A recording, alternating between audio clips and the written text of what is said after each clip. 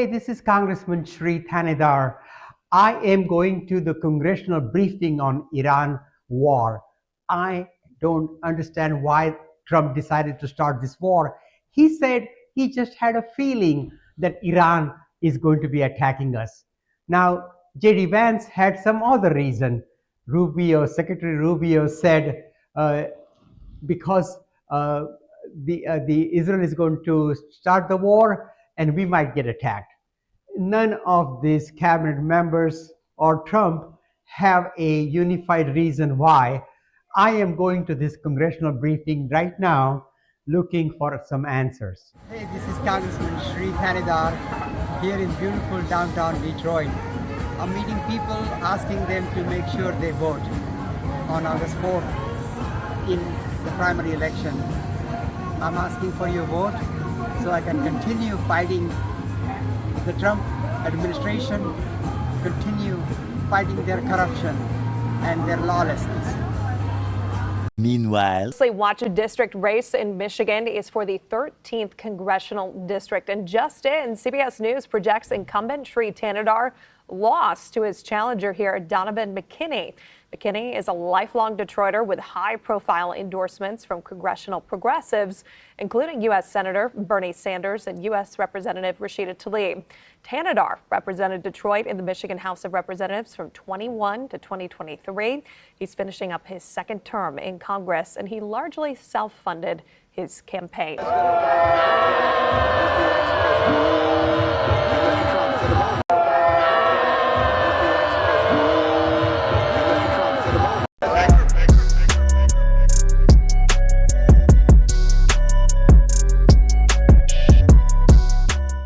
Well, guys, do you remember the goofy Democrat out of Detroit, and his name is Shri Thanedar? I'm not even really sure if I'm actually pronouncing his name correctly, folks. He's known for one reason and one reason only: total and complete Trump derangement. Yeah, total and complete Trump derangement, folks.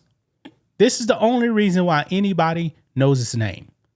Now, he's not even from the United States of America. He's actually from India. Okay? And I'm definitely against, guys, foreign people coming over here, getting citizenship and running for office. Because we have seen a lot of them, man, be anti-American. And Shri Thanedar is no different. This guy, he's a socialist. He's a radical socialist that doesn't hold American values. But we got some news, folks, because I wasn't even really thinking about his election. He found out. He lost. He lost. He was the incumbent. And he lost to a DSA member, folks, a socialist. Now, Shri Thanedar was actually a member of the DSA also as well. But there's probably one thing that actually did him in, folks. And it wasn't his Trump derangement. Make no mistake about it, they all Trump deranged. He was actually endorsed by AIPAC. That pretty much sealed his fate. It sealed his fate. Now, I believe he lost like by 3 points or something like that. But it doesn't matter. The person that is going to replace him, and this seat is going to go Democrat, is going to go socialist. Yeah, this guy right here, he's a radical too. A card-carrying member of the DSA. You see, folks, being Trump deranged is not enough, man. Not enough. You must agree with the socialists 100%. And you definitely can't be backed by AIPAC. Oh, no. They're going to get you right out of there, folks. And that's exactly what happened to him. Shri Thanedar did nothing for his constituents. And by the way, no Democrat actually does anything for their constituents at all. I mean, this guy right here, man, all he was running on was stop Trump, stop Trump, stop Trump. He had no influence whatsoever in the Democratic Party. None, zero zilch.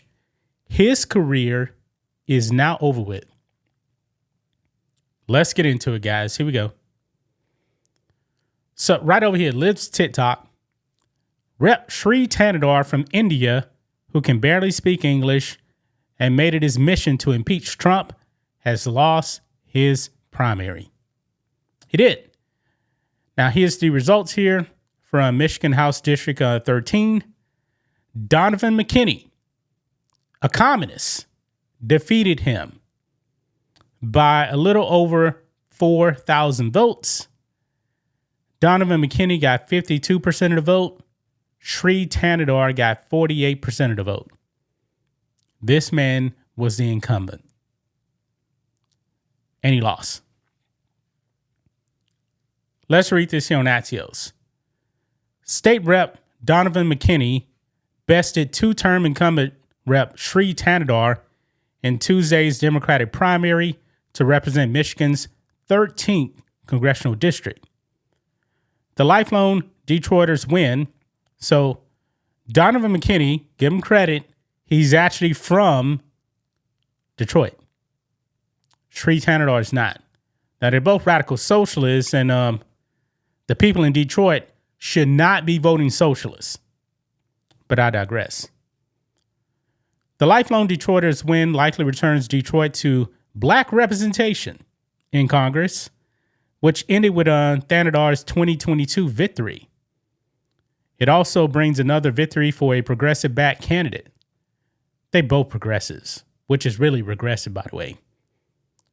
McKinney won by a slim 51.9 to 48.1%, with the race called late Wednesday morning by AP. Thanadar had the advantage on funding and name recognition. However, mainstream House Democrats didn't seem as concerned about him losing to a progressive challenger as in other races.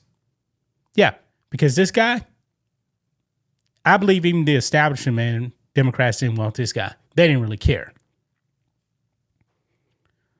Says the district includes most of Detroit and extends westward past Taylor. Now here's the thing. Both candidates campaigned against Trump, criticized ICE, and supported expanding access to health care. Yeah, they have the same socialist platform, folks. Look here. Thanadar, a wealthy businessman who largely self-funds his campaigns, was backed by AIPAC. House Democratic leader Hakeem Jeffries in both the Congressional Progressive Caucus and center-left New Democrat Coalition. Yeah, center-left, nah. All these people are far leftists. But the thing is, AIPAC. That did him in. But McKinney won the endorsement of local institutions in the Michigan Chronicle and labor groups, as well as national-level progressives like Senator Bernie Sanders, communist, Rep. Rashida Tlaib, and former Rep. Brenda Lawrence. Yeah, when Bernie's actually endorsing you folks, because this is the party now of Bernie Sanders. This is the party of AOC. This is the party of Comrade Zora Mandami.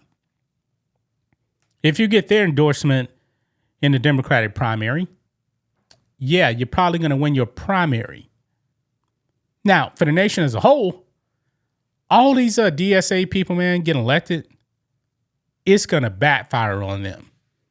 I mean, you have some extremely radical socialist votes winning primaries. Up there in Michigan, the jihadist El Sayed, who's also a communist, by the way, it ain't looking too good for him at all. It looks like he's actually going to lose to Stevens. And that last poll, man, actually had him down by like 10 points to the Republican. The Democratic Party, man, they've done it to themselves. They got in bed with all these extremists, and they may just end up paying the price in November. Now, for everybody that's a non-communist, you better get off your ass and go and vote in November. Because these people, man, they're coming. You cannot sit at home, because if you do, this nation is going to fall to communists. These are not JFK Democrats. These are not Bill Clinton Democrats. These are communists that we're dealing with, folks. And once you actually vote in communism, you're never going to get rid of it again. It's going to take a full-blown, war to get rid of communists. Think about that, man. How long has the CCP been in charge of China? Many, many decades. Because people in China, they can't vote their way out of communism. They don't have elections. They don't. Any communist nation, man, North Korea, do you actually see people being able to vote? No. Communists, man, aren't going to allow you to vote. Because if you vote, then all of a sudden it's too late. You want to get rid of it, but communists will never let you vote them out. They're super far left. And this is the kind of people that we're dealing with. That's just my thoughts on this. What do you guys think of this? Black and White Network fans, let us know what you think about all this in the comments. Make sure to subscribe to the channel. And we'll catch you next time.